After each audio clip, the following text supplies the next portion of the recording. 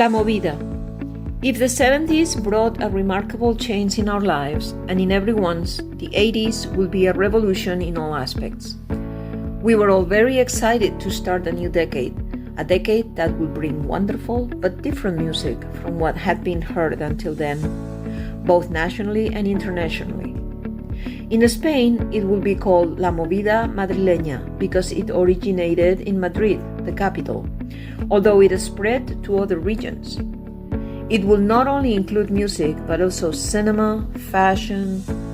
We will see the birth of Almodóvar's movies, the first artistic steps of Antonio Banderas, who will later triumph in Hollywood.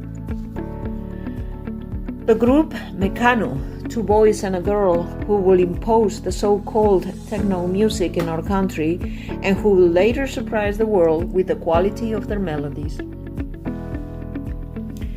It will take me half a book to name all the groups, singers, and actors that emerged in that decade, and honestly, I would not like to forget any of them, because they all contributed to making our youth happier during those years. Fashion also spoke of airs of freedom, especially for women, shoulder pads that gave a feeling of power, frizzy hair, lace, more cleavages, and challenging makeup. All or mostly courtesy of the American singer Madonna, who challenged the world with her music and her appearance, which all the girls around the globe wanted to copy. But cultural revolution aside, as I said in the previous chapter, a boy will come into my life only 1 year older than me in 1981. His name was Emiliano. He was handsome, not very tall, and friendly, with a somewhat rebellious air that attracted me, perhaps because I also wanted to rebel against everything that was happening in my house. The fact is that we started dating, and although I don't remember how we met, I do remember our days together. With him, I really learned what a serious relationship was for the first time. With him came true kisses of love, the longing to be together when we didn't see each other, especially when he had to do his military service and we could only see each other on weekends.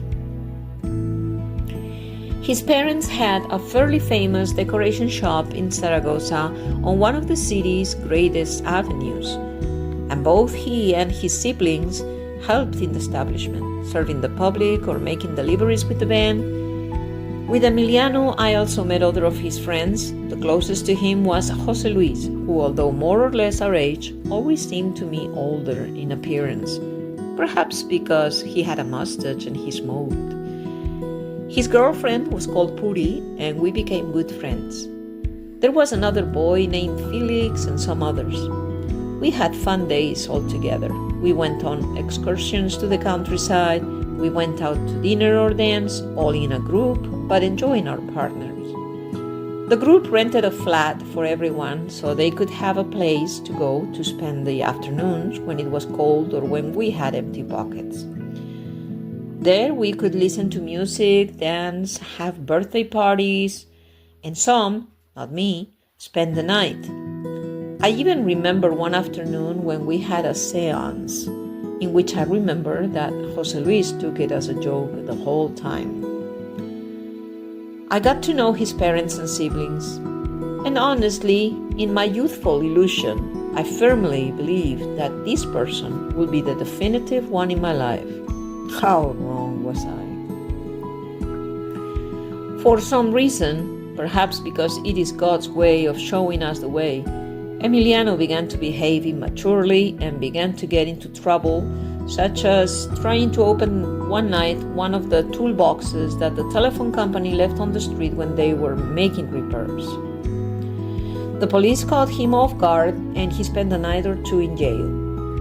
That's where my enchantment with him began to dissipate, until one afternoon at a group dinner, his sexist comments and his intention that his wife should work for him filled the glass of my patience. So I left him standing there and walked home by myself. I shared with my mother what had happened, and I strongly asked her to tell him that I didn't want to see him or talk to him anymore if he came to look for me. And so it was. He appeared 1 hour later, asking to see me. And through the intercom, my mother told him what I begged her to say, and he never returned or insisted. I guess his interest was minimal, but I didn't care.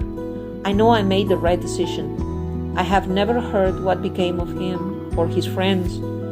I fondly remember those days when we were happy and the friendship we all shared. I am a person who can forgive and endure many times, but when I decide to end something that does or has hurt me, there is no going back. I don't hold a grudge, but I don't let myself be hurt again, at least by the same person. After Emiliano, there will come other loves, some very temporary, others that will make me believe in love again. Meanwhile, I continue to work in different places where I could get a job, mostly related to my experience. In those days, employment contracts were precarious and did not last more than 6 months, even if the performance and work in the position to be occupied were correct. But for one reason or another, I was always lucky to find something new. Thus, between 1981 and 1983, I worked in 2 boutiques that belonged to the same owner, but were located in different parts of the city. Also at Fildar, a store specializing in wool and knitting products, as well as stockings and socks. First, it was on Don Jaime Street, a small but comfortable shop in an old building which had to keep some ghosts in the back room, as it bothered me greatly every time I had to go and look for something I needed there. There was an oppressive atmosphere and the unmistakable feeling of being watched and, above all, unwelcome. I always tried to get out of that part of the store as soon as possible and avoided having to go. A girl named Azucena shared the shop with me and taught me everything about knitting wool, needle numbers, and balls necessary to compose the desired pieces. From there, I was transferred to what was then the first supermarket area, Al Campo, with a shopping gallery where Fildar had its own store. It was a bit inconvenient for me because it was about 12 kilometers from Zaragoza, in a town, Utebo, which would later become my home. The shopping center was open from 10 a.m. to 10 p.m. I depended on the bus that made the journey to Zaragoza. When I worked the day shift, there was no major problem, but the afternoon night shifts until 10 were a different issue because the last bus back to Zaragoza passed around 10:10, and if I missed it, I couldn't go home. Thank God I had 2 good companions in a sports store next to mine, and they were older and drove. And if one day we closed later than planned, they would take me home. One day, my colleagues from the neighboring stores heard me singing and asked me to bring my guitar and sing for them. I did so, of course, after closing the shop. But someone must have let the cat out of the bag. And the news reached the bosses of the company, and it didn't take long for them to fire me. And they had no better way than accuse me of stealing. So, seeing my honor offended and possibly damaged for future work, we went to a confrontation with the union and the company and asked them to withdraw the false accusations. In the end, they left everything as being unpunctual, although it was not true either. And that's how I began to savor the bitter taste of many people's labor problems and lack of ethics.